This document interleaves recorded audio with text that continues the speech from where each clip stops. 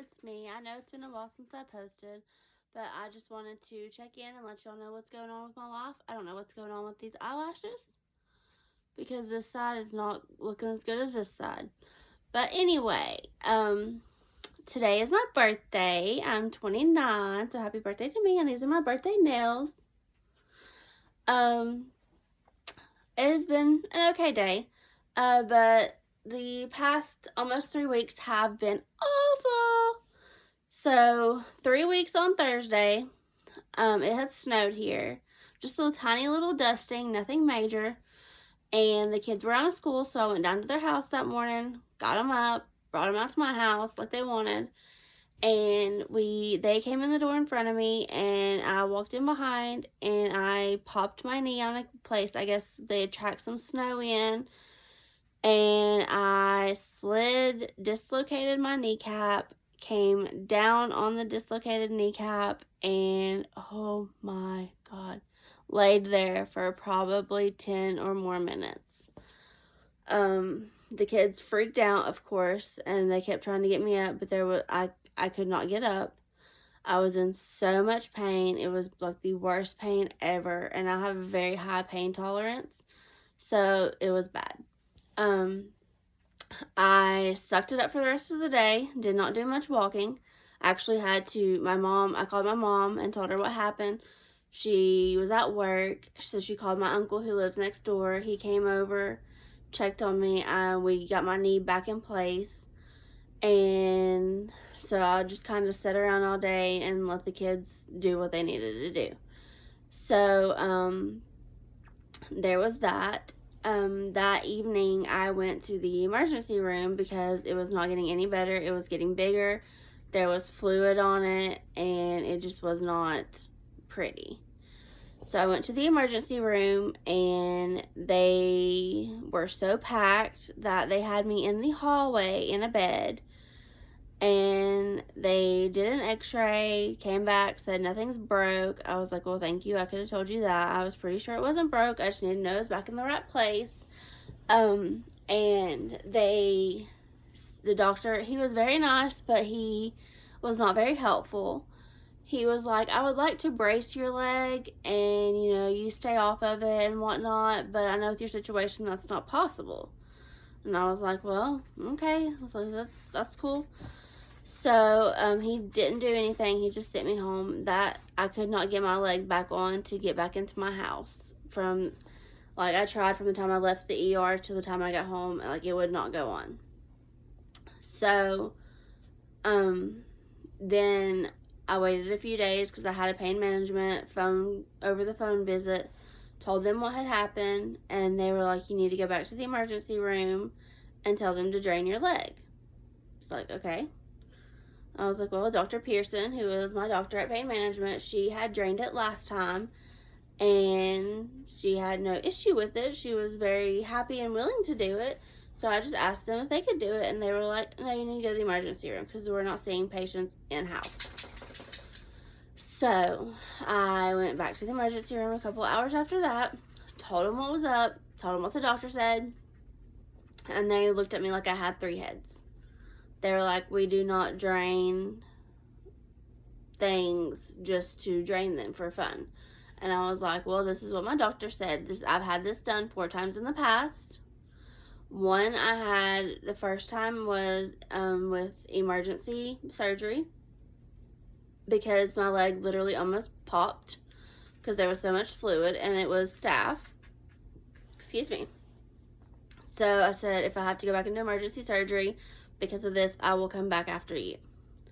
And she was like, well, you're not running a fever or anything, so it's not infected. Just keep a very close eye on your temperature and your symptoms and whatnot. She was like, I do want to do another x-ray to make sure, there's no changes or anything's broken. So she did another x-ray and came back and said, you have a very large pocket of fluid. Ding, ding, ding, we already knew. And she said, but everything else seems to be good. And I was like, okay, that's great. She did wrap it and tell me to stay completely off of it. Well, y'all know me, I can't do that. So she wrapped it, and I have stayed off of it as much as I possibly can.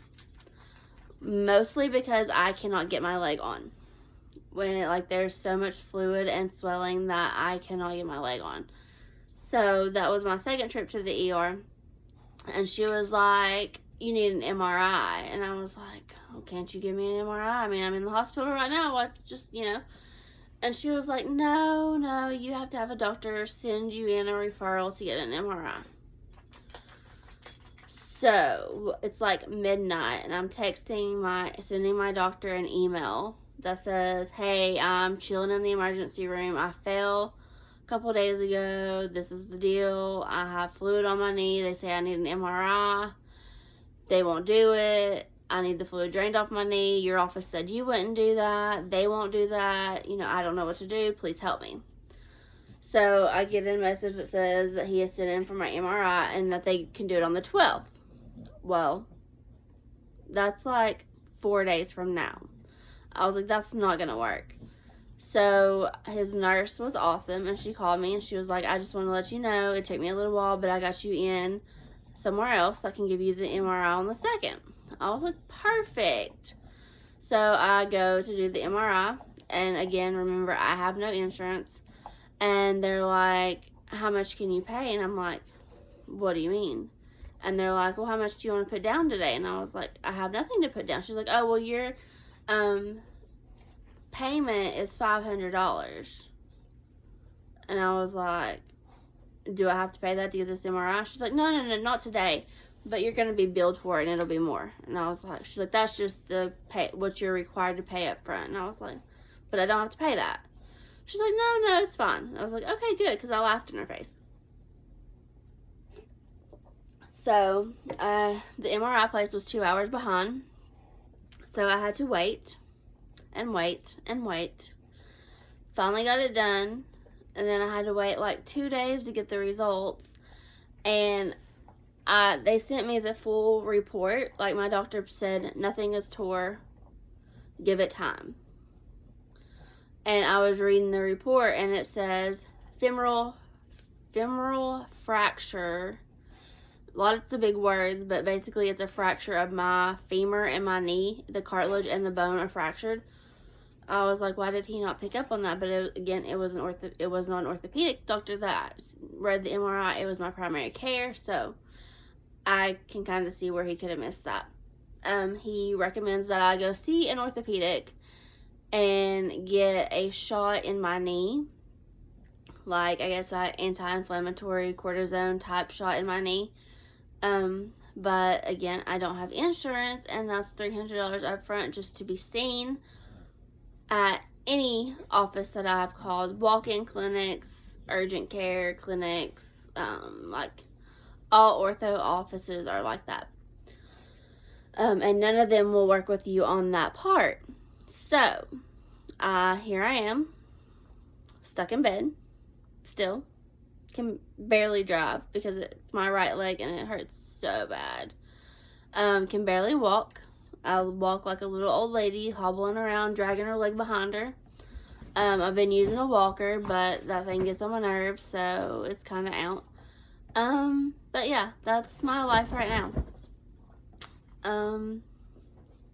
Pretty much it. Let's see if there's anything else. I feel like there was something else I wanted to tell y'all, but I don't remember what it was.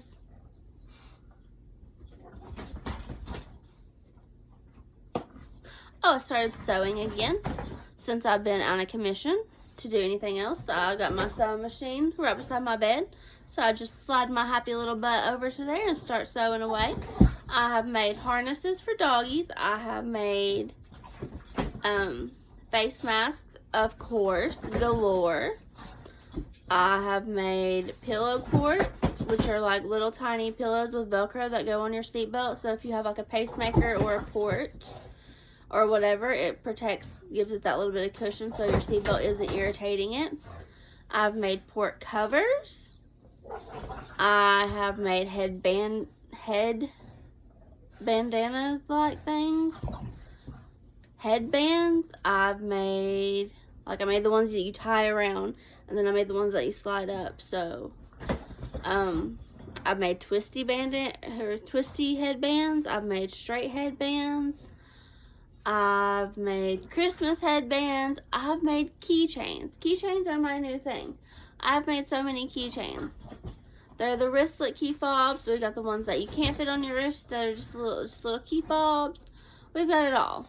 So I am reopening. I had closed my business for a little while and made the statement at the beginning, well, probably at the beginning of the year, that I would be closed until further notice, and then I got hurt, so now it's further notice, and I'm slowly reopening back up.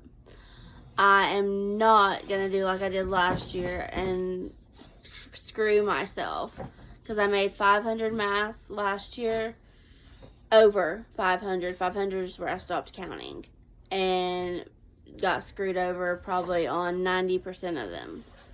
So that's my life right now. But yeah, if y'all have any questions or want to order anything, let me know. But until then, bye.